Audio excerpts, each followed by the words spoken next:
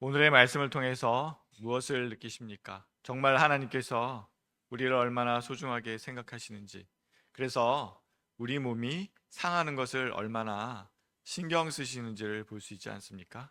그래서 무엇보다도 소중하게 우리를 챙겨주시는 하나님을 통해서 우리가 얼마나 귀한 존재들인지 그 사람의 가치를 느끼게 됩니다. 기도하겠습니다. 은혜와 사랑이 많으신 아버지 하나님, 오늘 이렇게 모여서 우리를 얼마나 사랑하시는지, 이 세상 사람들을 얼마나 귀히 여기시는지, 그래서 다치는 것이나 아픈 것을 원치 아니하시는 하나님의 그 깊은 사랑을 보게 됩니다. 아버지 하나님, 오늘 이 말씀을 통해서 하나님이 우리를 얼마나 사랑하시는지, 그리고 그 사랑을 세상 사람들이 모르는 것이 얼마나 속상한지, 그리고 그 사람들에게 하나님께서 당신들을 사랑하십니다 외칠 수 있는 우리 될 수 있도록 인도하여 주시옵소서. 주께서 오늘 말씀 가운데 함께 하실 줄을 믿사오니 우리 구주 예수 그리스도 이름으로 기도하였습니다. 아멘. 저에게는 두 할머님이 계셨습니다. 친할머니, 외할머니. 여러분도 마찬가지 아니십니까? 네. 친할머니, 외할머니 생각하면 어떠한 기억들이 떠오르시나요? 저는 오늘 말씀을 보면서 그 외할머니가 생각났습니다. 외할머니가 제게 이런 말씀을 해주셨어요. 넌 참 말도 잘 듣고 착하고 좋은데 너무 애가 순하다. 그런 걱정을 하시면서 그래서 이 세상 어떻게 사냐? 깡패들도 많고 센 애들 많은데 이런 얘기 하셨거든요. 그러면서 그런 애들 만나면 조심해, 피해 이렇게 말씀을 해주셨어요. 그 말씀 맞는 것 같죠? 네. 여러분 어떠십니까? 세상이 발전해 갈수록 작은 폭력이라도 사람들이 되게 금기시하는 것을 느끼지 않습니까? 저희 때만 해도 사랑의 매라 그래가지고 학교에서 선생님이 매를 드시는 것을 당연시 여겼죠. 그렇지만 요즘엔 어떻습니까? 사랑의 매도 안 된다. 그리고 운동선수들은 뭐 그 정도 운동을 하려면 세게 부딪혀야 되니까 격하게 부딪혀야 되니까 어느 정도 맞는 것은 괜찮지. 근데 요즘은 그것도 안 돼. 이렇게 얘기하죠. 그래서 세상이 발전할수록 그 사람들이 좀 평화롭게 살 수 있게 이렇게 제도가 이렇게 관심들이 바뀌어져 가는 것을 느끼면서 이제 겨우 사람들이 하나님이 원하시는 그 폭력에 대한 금기에 이제 눈을 뜨기 시작했구나 이런 것을 느끼게 됩니다. 참 늦게, 그렇죠? 저희 과거 역사를 이렇게 돌이켜 보면은요, 우리 인간의 지적인 능력이나 양심이 깨어나기 전에 굉장히 좀 폭력적이었다는 거 알고 계시죠? 그래서 국가에서 곤장을 때렸다니까요. 아시죠? 물볼기를 치기도 하고 곤장을 직접 이렇게 때렸어요. 그래서 폭력이 좀 일반화되어 있지 않았나 싶습니다. 그래서 그때 곤장이나 이런 거 생각하면 야 저거 맞고 살아 있을 수 있었을까? 이런 느낌이 들지 않습니까? 근데 그 우리 할머니들이 우리를 향해서 우리를 이렇게 좀 여기 있는 분들 다 순한 분들이라고 생각해요. 네. 그 순한 우리들을 위해서 걱정을 많이 하셨던 것을 떠오르지 않습니까? 또 저희 친할머니도 떠오릅니다. 저희 친할머니는 어느 날 굉장히 저는 이제 들은 얘기예요. 제가 그 이제 손이 작고 좀 예뻤거든요. 네. 예쁘다고는 저는 그렇게 생각하고 있었는데 우리 친할머니가 이제 열받는 사건이 한번 있었다는 거예요. 옆집에 그 튼튼하게 그 옆집에 이제 아버지가 외양선 선원이셨으니까 체구가 좋았죠. 그 아들이 손도 크고 발도 크고 이제 그런 거예요. 저하고 거의 동갑내기였는데 근데 그 집 할머니가 이제 우리 할머니를 열받게 한 거죠. 아니 자네 애기는 왜 이렇게 손이 작은가? 우리 아들 손 좀 보소. 막 이러면서 손이 그냥 제 손 한 두 배 되는 손을 막 이러면서 자랑을 했다는 거예요. 그러니까 그 우리 할머니가 이제 우리 아버지가 좀 작으셨으니까 이 작은 거에 이제 신경을 많이 쓰고 있었는데 저에 대해서 이제 그런 얘기를 딱 듣고 나니까 이제 열이 딱 받아가지고 우리 할머니가 이제 갔다 오시더니 막 씩씩거리면서 응? 아이 손 큰 거를 자랑하냐고 도둑놈들이 다 손이 크지 깡패들이 손이 크지 응? 양반들이 손 큰 거 봤냐고.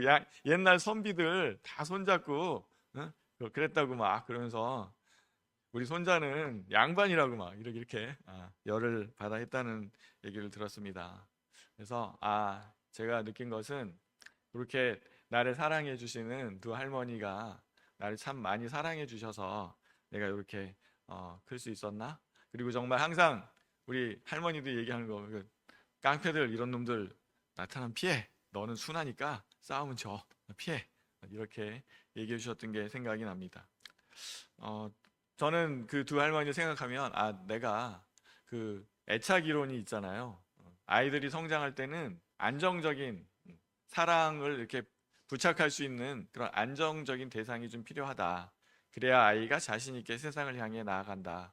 이런 얘기를 해주셨는데 그런 심리학적인 용어가 있는데 그래서 내가 이렇게 그 할머니들의 안정적인 그 사랑 속에서 내가 성장할 수 있지 않았을까 이런 생각을 하게 됩니다. 그러면서 제 생각이 조금 더 진행이 되더라고요. 우리 신앙인들이 바로 그런 사람들 아닌가. 하나님께서 오늘 본문을 보면서 하나님께서 우리를 얼마나 사랑하시는가, 세상의 폭력으로부터 우리를 보호하기 위해서 얼마나 신경을 쓰시는가, 이런 것을 생각하게 됩니다. 우리 신앙인들이야말로 안정적인 애착 가운데 세상을 살아갈 수 있는 사람들이 아닌가. 세상 사람들에게, 외로운 세상 사람들에게, 힘든 세상 사람들에게 하나님이야말로 여러분의 애착입니다. 하나님이 여러분을 정말로 사랑하시기 때문에 여러분 하나님께 그 사랑에 응답하시고 하나님께 부착하십시오. 이렇게 말씀을 드리고 싶습니다. 오늘 말씀 가운데 12절 본문 시작이죠. 사람을 쳐 죽인 자는 반드시 죽일 것이나, 이런 말씀을 보면서 쳐 죽인 자는, 그래서 이 폭력, 치는 것에 대해서 굉장히 금기시하는 것을 볼 수가 있습니다. 치면 안 돼. 치면 혹시라도 죽이면 안 돼. 이런 강력한 말씀을 하나님께서 하고 계시죠. 그래서 이 말씀의 위치를 보면서요, 어떤 것이 느껴지냐면 이 앞절이 종에 관한 것이었잖아요. 종에 관한 말씀 뒤에 바로 사람을 쳐 죽이면 안 된다, 이런 말씀이 나온 것을 볼 수 있어요. 그래서 그 시대에 종은 재산이잖아요. 사람이 아닙니다. 그래서 말 안 들으면 쳐서 죽일 수도 있는 거예요. 당대 함무라비 법전에서는 종을 죽이는 것에 대해서 이렇게 심각하게 말하지 않고 있다고 합니다. 하나님께서만 종이라 하더라도 그 생명을 정말 소중하게 여겨야 된다. 종이라고 해도 함부로 때려서는 안 된다. 이런 말씀을 넣어주시는 거죠. 이 배치를 보면 하나님께서 폭력을 얼마나 싫어하는지, 내가 사랑하는 이 세상 사람들에 대한 폭력도 나는 참을 수가 없어, 이렇게 말씀해 주시는 것을 알 수가 있죠. 신분과 지위 고하를 떠나서 사람을 치는 것은 안 돼. 혹시라도 사람을 쳐서 무슨 사고라도 나면 안 돼. 이렇게 하나님께서 말씀을 해 주시는 거죠. 아까 제가 말씀드렸듯이 하나님의 이 정신에 도달하기까지 그건 2000년이 지났지 않습니까? 예수님 오시고 나서도 2000년이 지나서 우리가 이제 겨우, 우리 대한민국이 이제 겨우 폭력에 대해서 그 심각성을 우리가 느끼고 있지 않나 하는 생각이 듭니다. 근데 4000년 전에, 그리고 인류 역사의 시작과 더불어 하나님께서는 나의 형상을 닮은 나의 사람이 다른 사람들로부터 맞는 것도 싫어하셨다는 것을 확인하면서 하나님의 사랑이, 하나님의 그 탁월한 성견지명을 느낄 수 있게 되는 것이죠. 그리고 13절과 14절을 보면 고의적인 것이 아니라 고의적인 것과 고의적이지 아니하는 것을, 그 폭력을 구분하고 계시는 하나님을 볼 수가 있습니다. 여기 13절 14절 다시 한번 읽어보겠습니다. 만일 사람이, 같이 한번 읽어볼까요 그럼? 네. 만일 사람이 고의적으로 한 것이 아니라 나 하나님이 사람을 그의 손에 넘긴 것이면 내가 그를 위하여 한 곳을 정하리니 그 사람이 그리로 도망할 것이며, 사람이 그의 이웃을 고의로 죽였으면 너를 그 내 재산에서라도 잡아내려 죽일지니라. 네. 하나님께서 그 의도성을 보고 계심을 볼 수 있습니다. 다른 법전하고 또 이 부분이 분명한 차이점이라고 합니다. 고의적으로, 그러니까 다른 많은 법전들에서는 하무라비 법전이 대표적인데, 거기서는 그 사람의 실수에 대한 징벌에 있어서도 지위에 따른 것을 이렇게 고려해서 판단을 하도록 되어 있다고 합니다. 그런데 여기서는 무엇을 중요시하고 있는 것이죠? 의도성, 그 마음을 중요시하고 있는 게 하나님의 다른 점이죠. 세상 사람들의 그 지혜를 모은 법전에서는 지위 여하를 따라서 사람을 치거나 사람을 죽이더라도 그 징벌에 있어서 차별을 두고 있는데, 하나님께서는 그렇게 하지 아니하시고 마음의 상태, 고의냐 고의지 아니냐를 보고 계시겠다고 말씀하시는 게 다르다는 것입니다. 놀랍죠? 세상 사람들의 지혜는 왕이 범한 죄, 고위직이 범한 죄에는 그나마 용서를 많이 둬야 된다. 양반이 범한 죄, 상놈이 범한 죄는 차별을 두고 있는데, 하나님께서는 그거를 차별하는 것이 아니고 고의성과 고의성이 아닌 것을 구분하고 있다는 것을 볼 수가 있습니다. 놀라운 부분이 내 재단에서라도 잡아내려 죽이라, 이렇게 되어 있거든요. 이게 어떤 것이냐면, 자기가 억울하게 죽임을 당할 혹은 위해를 당한, 아니면 잡힐 위험성이 있다고 생각하는데 억울한 경우에는 재단뿔을 잡게 돼 있거든요. 그래서 하나님께 호소하도록 되어 있는데, 만약에 고의적이라면 하나님 앞에서 재단뿔을 잡더라도 끌어내려서 처벌을 가하라, 이렇게 말씀을 하신 것이죠. 아무리 하나님 앞에 신실한 마음을 갖고 임하더라도 고의성을 갖고 사람을 죽였다면 그는 끌어내려서 처벌을 가야 된다. 이것은 어떤 것을 얘기합니까? 예배와 정의는 분리되어야 한다. 아무리 신앙심이 좋다고 하더라도 큰 정의를 훼손한 경우에는 그 자는 용서될 수 없다, 이렇게 말씀을 하시는 것이죠. 신약에서도 이 정신은 이어지고 있습니다. 마태복음 5장 23절 24절에 보면은 어떻게 되어 있죠? 예물을 제단에 드리다가 형제와 화목하지 못한 일이 생각나거든 먼저 가서 형제와 화목하라. 아무리 예배가 소중하고 급하다고 할지라도 형제와 화목하라, 정의를 먼저 세우라, 이렇게 말씀하고 계시는 거죠. 우리는 종종 하나님을 위한다, 교회를 위한다 이러면서 위법한 행동을 하는 수도 있습니다. 그렇지 않습니까? 교회 내에서 그 정의라는 이름으로, 하나님을 위한다는 이름으로 인류 역사에 있어서도 있었지 않습니까? 십자군 전쟁이 그것을 보여주지요. 하나님의 정의로 예루살렘 그 성도를 회복한다는 명분하에 전쟁을 일으켰지 않습니까? 우리는 그것을 기독교 역사의 부끄러운 과거로 생각하고 있지 않습니까? 하나님께서 그렇게 말씀하시는 거죠. 나를 위한다고 해서 세상의 폭력을 휘두르는 살인을 하는 그런 행위가 용납될 수 없다, 이렇게 말씀하시는 것이죠. 우리가 예배를 위한다, 교회를 위한다 한다고 해서 누군가에게 상처를 주거나 힘들게 하는 일이 용납될 수는 없다, 이렇게 말씀을 해주고 계시는 거죠. 하나님의 그 태도, 하나님이 우리를 바라보실 때 우리에게 바라시는 게 무엇인지 이해가 되지 않습니까? 구약의 그 마음을 신약에서 바로 이어받아서 예수께서 먼저 형제와 화해해라, 제단에 제물을 바치기 전에 먼저 형제와 화해해라, 이렇게 말씀을 하고 계신다는 것 우리 잊지 않았으면 좋겠습니다. 그리고 또 놀라운 구절이 한 구절 있습니다. 16절입니다. 16절 제가 한번 읽어볼게요. 사람을 납치한 자가 그 사람을 팔았든지 자기 수하에 두었든지 그를 반드시 죽일지니라. 어떻게 느껴지십니까? 이 시대 4,000년 전 납치가 횡행하고 전쟁이 일어나면 쳐들어가서 재산을 쫙 뽑아 갖고 오는데 사람도 왕창 납치해 옵니다. 왜 그렇습니까? 사람도 재산이거든요. 적의 사람을 왕창 끌고 오면 그 노예로 팔아먹을 수가 있어요. 종으로 부려먹을 수가 있습니다. 그런데 여기 16절에 이런 말씀을 해놓으셨어요. 사람을 납치한 자가 그 사람을 팔았든지 자기 수하에 두었든지 그를 반드시 죽일지니라. 놀랍지 않습니까?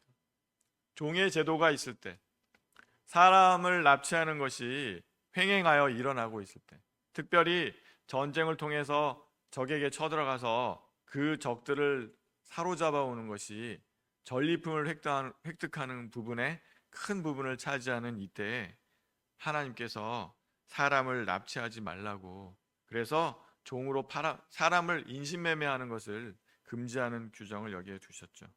자유인을 납치해서 노예로 전락시키는 것, 그러한 폭력을 행해서는 안 된다. 사람을 물건처럼 사고 파는 것을 사형에 해당한다고 이렇게 말씀을 해 놓았습니다. 놀랍지 않습니까? 이 말씀을 부여잡고 역사상 놀라운 일을 한 사람이 있습니다. 18세기 영국에 대서양 노예 무역이 세계 경제를 떠받치던 시절이 있었죠. 미국의 흑인 노예, 영국의 노예, 그리고 많은 노예들을 잡아다가 신대륙에 갔다가 목화 농장에 팔아서 부를 챙기던 그러한 시절이 있었습니다. 그 시절에 윌리엄 윌버포스라는 사람이 노예 폐지 운동에 자신의 정치 생애를 걸었습니다. 그는 젊은 정치인이었는데 이래서는 안 된다고 생각했고, 그 사람이 근거 구절로 삼았던 성경 구절이 오늘 출애굽기 21장 16절입니다. 사람을 납치한 자가 그 사람을 팔았든지 자기 수하에 두었든지 그를 반드시 죽일지니라. 하나님이 노예제도가 횡행하던 그 4,000년 전에 이런 말씀을 하셨는데, 4,000년이 지금 지난 대영 제국 기독교 국가라고 하는 영국이 이러한 노예 팔아먹는 행동을 하고 있는 것을 용납해서야 되겠습니까? 하고 외쳤던 것이죠. 하나님의 성경 구절 한 구절이 윌리엄 윌버포스로 하여금 노예 해방 운동을 일으키게 만든 것이죠. 그분이 이렇게 하다가 한계에 부딪혀서 나는 이 정치를 그만두고 그냥 사역자나 해야 되겠다, 이렇게 할 때 계속해라, 힘을 실어준 사람이 존 뉴턴이었다고 해요. 어메이징 그레이스를 작사한 존 뉴턴이 노예선 선장이었잖아요. 회심해서 노예 제도를 반대하고 목사님이 되었습니다. 그 존 뉴턴이 이렇게 얘기했다는 거예요. 당신이 하고 있는 일이 옳다. 계속 당신은 정치 일선에서 싸우고 나는 목회 일선에서 싸울 테니 당신이 하고 있는 일을 계속해 주십시오. 그래서 윌리엄 윌버포스가 20년을 자기 전생애를, 자기의 전성기를 다 바쳐서 노예 폐지 운동을 했고, 그 결과 1807년에 영국 노예 무역이 폐지되었다고 합니다. 그 사람이 윌리엄 윌버포스가 죽기 나흘 전에 영국 제국 전역에서, 대영 제국 전역에서 노예제를 폐지해서 80만 명이 자유를 얻었다고 하고 있습니다. 우리 여기서 말한 김에 짚고 넘어가야 할 아픈 진실이 있습니다. 대서양 노예 무역의 주역이 되었던 나라들이 전부 기독교 국가였다는 거죠. 영국, 포르투갈, 스페인, 네덜란드, 프랑스, 지금도 우리가 선진국으로 알고 있는 그 나라들이 사실은 노예 무역을 통해서 부를 축적했다는 것이지요. 그들은 성경 구절을 들먹거리면서 자기들의 행동을 옹호했다고 해요. 노아의 아들 함이 저주받았다. 함의 후예가 흑인들이다. 그러니까 우리가 흑인들을 노예로 삼는 것이 정당하다, 이렇게 주장을 했고요. 그리고 에베소서 6장 5절에 보면은 이런 말씀이 있죠. 종들아 두려워하고 떨며 성실한 마음으로 육체의 상전에게 순종하기를. 이렇게 종들에게 순종하라고 사도 바울이 얘기해 놓은 것을, 그 시대에 종이 많았겠죠. 크리스찬 중에 못 사는 사람들이 많았으니까 일단은 너희가 순종해라, 이렇게 얘기한 것을 노예제를 정당화하는 근거로 삼아가지고 옹호를 했다는 거예요. 놀라운 일이죠. 성경을 이렇게 악용할 수도 있구나. 성경을 인용한다고 다 옳은 것이 아니라 성경의 정신, 하나님의 올바른 정신을 우리가 잘 읽어야 된다는 것을 여기서 알 수 있습니다. 우리는 다행히 인신매매가 없는 세상에 살고 있으니까 이러한 문제는 없을 거라는 생각이 들지요. 다행이다. 그래서 지금 2026년 대한민국에 노예가 없고 종이 없으니 우리는 참 다행스럽다, 이런 생각이 드는데, 그러면 이 정신을 이 사회에서 어떻게 그러면 적용해 볼 수 있을까를 한번 우리 생각해 볼 수 있을 것 같아요. 사람을 도구로 삼는 행동, 사람을 도구로 여기는 그러한 사장님들, 사람을 도구로 여기는 것에 대해서 교회 내에서도 혹시 사람을 일꾼이나 헌금을 내는 그러한 소스로 생각하는 것에 대해서는 하나님께서 정말로 기뻐하지 아니하실 것이다. 우리 이렇게 우리 현실 지금 대한민국 현실에서 적용할 수 있지 않을까 싶습니다. 우리가 헌금을 잘하는 사람을 칭찬하고 봉사를 많이 하는 사람을 칭찬하는 가운데 혹여나 우리의 마음속에 사람을 하나의 수단으로 대하는 그런 태도가 있지는 않은지 한번 생각해 볼 필요가 있을 것 같습니다. 그리고 또한 놀라운 구절 18절 19절을 보게 됩니다. 사람이 서로 싸우다가 하나가 돌이나 주먹으로 그의 상대방을 쳤으나 그가 죽지 않고 자리에 누웠다가 지팡이를 짚고 일어나 걸으면 그를 친 자가 형벌은 면하되 그간의 손해를 배상하고 그가 완치되게 할 것이니라. 여기서 핵심이 무엇이겠습니까? 걷게 되면 형벌은 면하지만 피해자의 그 실질적인 회복을 위해서 노력해야 된다. 이런 정신이 들어있어요. 그러니까 내가 누굴 쳤는데 쳐서 회복되면 내 죄가 면제되는 것이 아니다. 너가 쳐서 그 사람이 누워 있어서 경제적으로 매우 어렵게 됐다면 그 손해를 너 배상하도록 해라. 그리고 그 사람이 완치되게 노력해라. 이런 정신이 들어가 있다는 거죠. 놀랍지 않습니까? 피해자의 실질적인 손해를 회복하라는 것과 경제적인 손실뿐만이 아니라 신체적인 회복을 도모하라, 이런 말씀이 들어있다는 거죠. 그 시절에 4,000년 전에 때려서 우리 그 조선시대까지만 해도 우리 얼마 전까지 아니면 기본적으로 우리 생각 속에는 잘못을 한 놈은 징벌을 받아야지, 그래갖고 망해가지고 쫄쫄 굶고 있으면 그것 또한 당연하지, 이렇게 생각할 수 있는데 하나님께서는 그 때려서 상처받은 사람의 회복을 도모하고 그 손해를 배상하도록 하라, 이런 말씀을 주셨다는 거예요. 재활과 회복에 대해서 말씀을 하고 계십니다. 놀랍지 않습니까? 재활의학과가 세워진 게 언젠데, 회복이나 손해보상에 대해서 보험이 생긴 게 최근인데 하나님께서는 4,000년 전에 사람이 맞아서 다쳤거든 그 사람의 회복과 그 사람의 경제적인 어려움까지 보상하기 위해서 노력하라고 해놓고 계시는 겁니다. 또 한 가지, 오늘의 말씀 가운데 저는 26절 27절이 눈에 들어왔습니다.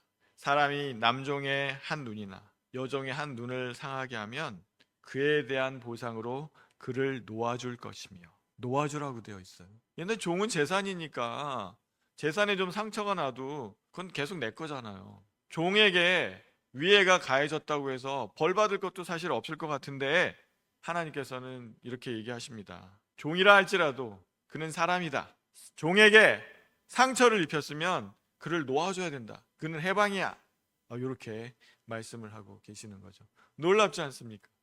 종을 때렸다고, 그래서 종이 상처 입었다고 놓아주라니, 이게 말이 되는 소리입니까? 대단하시죠? 하나님께서 무엇을 요구하는지 알 수 있을 것 같습니다. 그 당시 어떠한 법도 이렇게 이러한 법 조항이 있지 않았다는 거예요.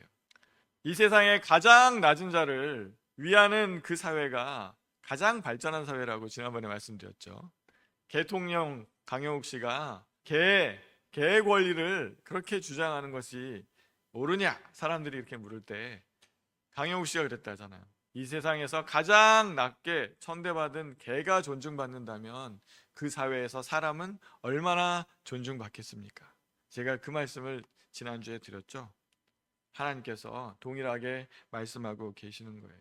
종의 눈을 쳐서 상하게 하는 것도 보상해라. 그를 놓아주어라. 하다못해 남종이나 여종의 이를 쳐서 빠뜨리면 그에 대한 보상으로 놓아줄지라. 종이 주인한테 잘 맞으면 해방이 되는 거예요.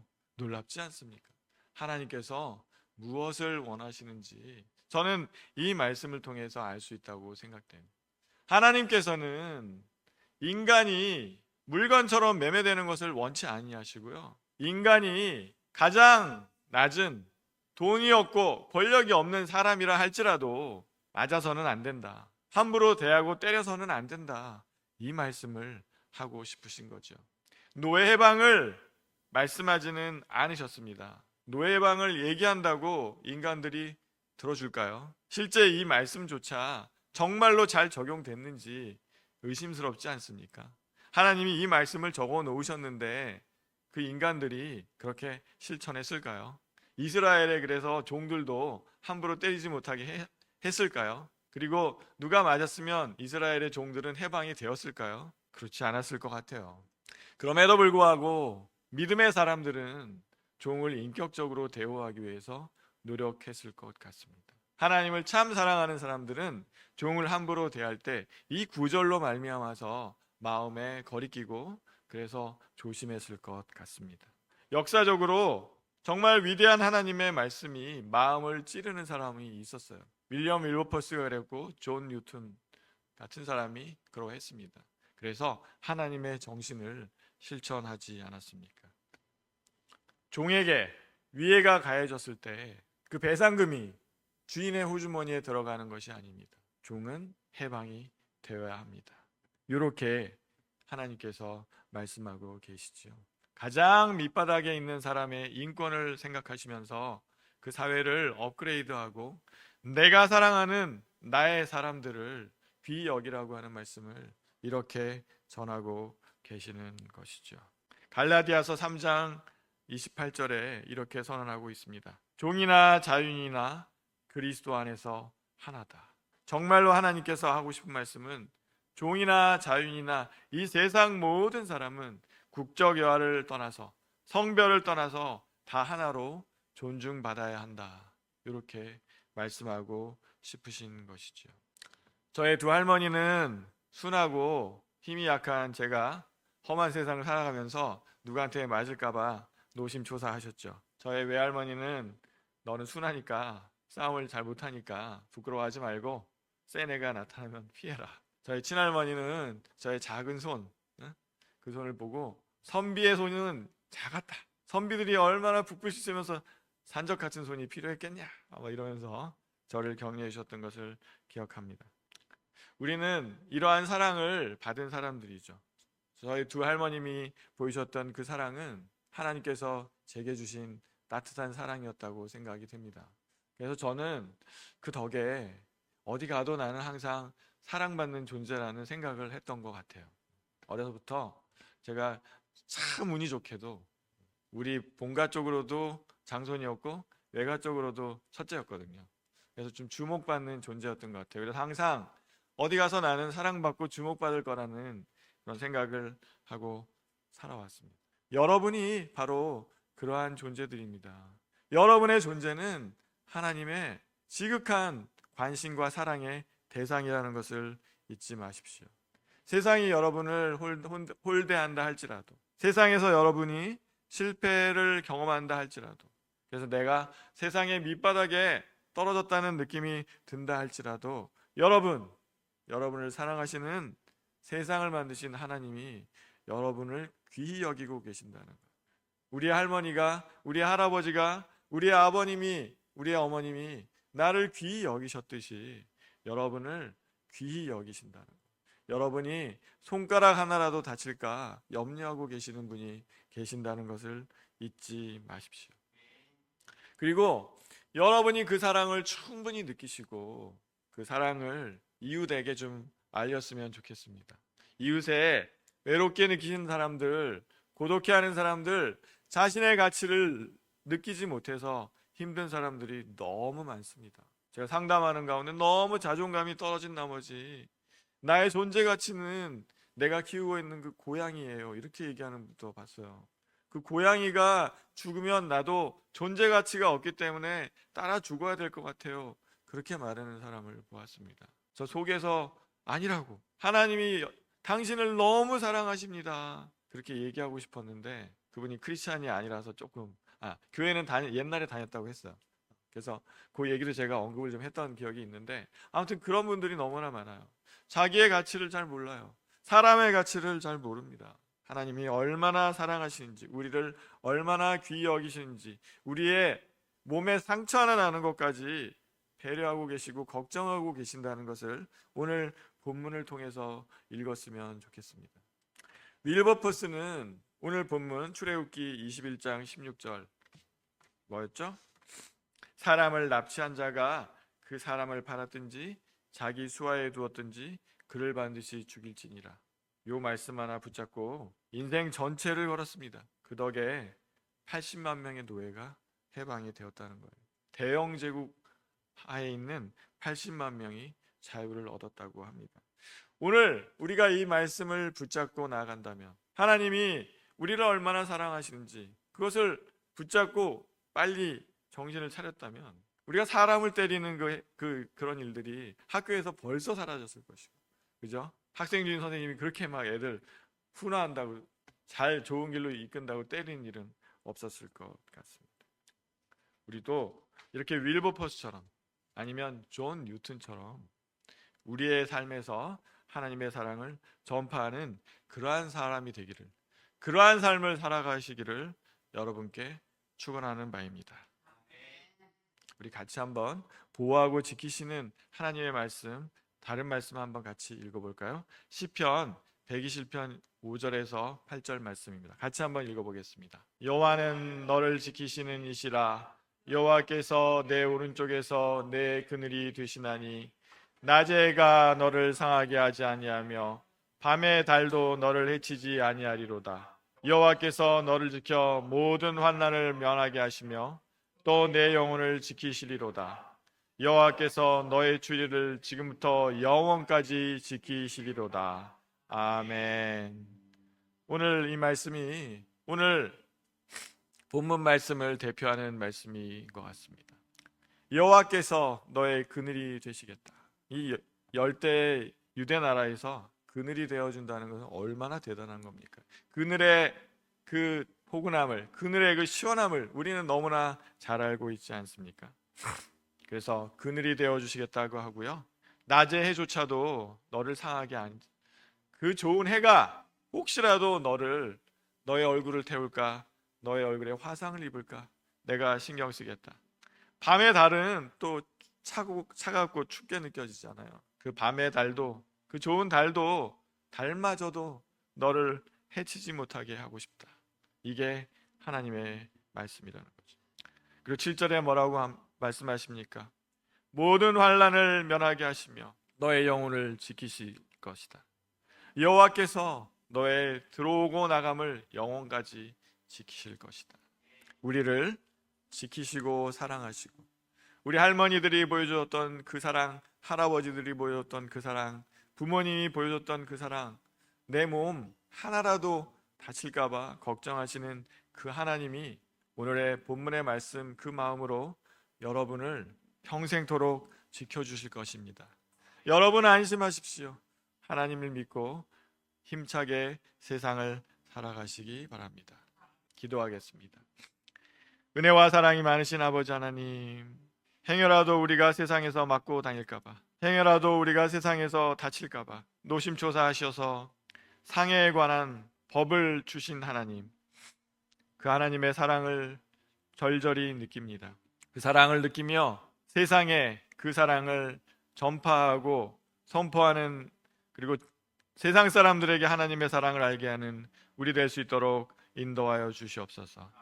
또한 우리가 힘들고 어렵고 세상으로부터 고난을 받을 때 나를 사랑하시고 내 몸 한쪽이라도 다칠까봐 걱정하시는 만군의 여호와 하나님께서 계신다는 것을 잊지 말고 용기를 내며 살아갈 수 있도록 인도하여 주시옵소서.